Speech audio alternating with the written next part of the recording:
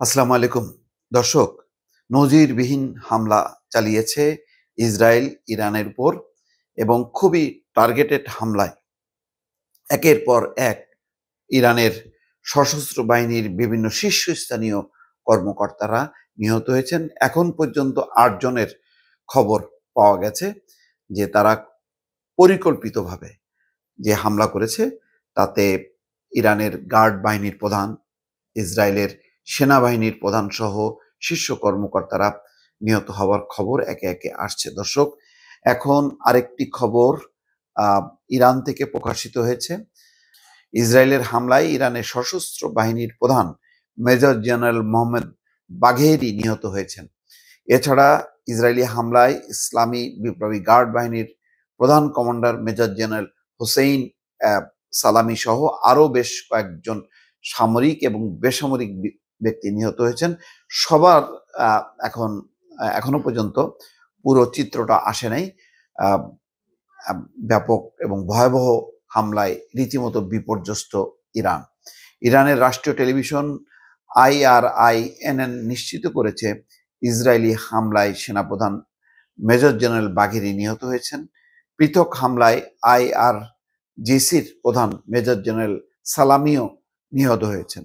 বাঘেরি ইরানের সর্বোচ্চ পদস্থ সামরিক কর্মকর্তা ছিলেন। ইসরায়েলের নজিরবিহীন হামলায় নিহত দ্বিতীয় উচ্চ পদস্থ ব্যক্তি তিনি।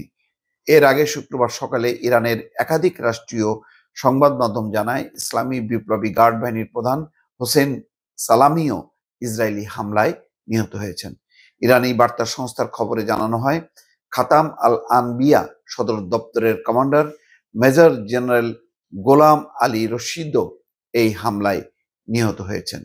পরমাণু বিজ্ঞানী এবং ইসলামী আজাদ ইউনিভার্সিটির প্রেসিডেন্ট মোহাম্মদ মেহেদি তাহারানজি এবং পরমাণু বিজ্ঞানী এবং ইরানের পারমাণবিক শক্তি সংস্থার সাবেক প্রধান ফেরাইদুন আব্বাসীও পৃথক হামলায় নিহত হয়েছেন। দর্শক বুঝতে পারছেন, খুবই বেছে বেছে টার্গেটেড হামলা করেছে এবং শীর্ষ পর্যায়ের পরমাণু যেই তাদের বিজ্ঞান সংস্থা, তারপরে তাদের সেনাবাহিনীর প্রধান, বিপ্লবী গার্ড বাহিনীর প্রধান, দ্বিতীয় এবং প্রধান ব্যক্তি প্রায় সকলেই নিহত হয়েছেন।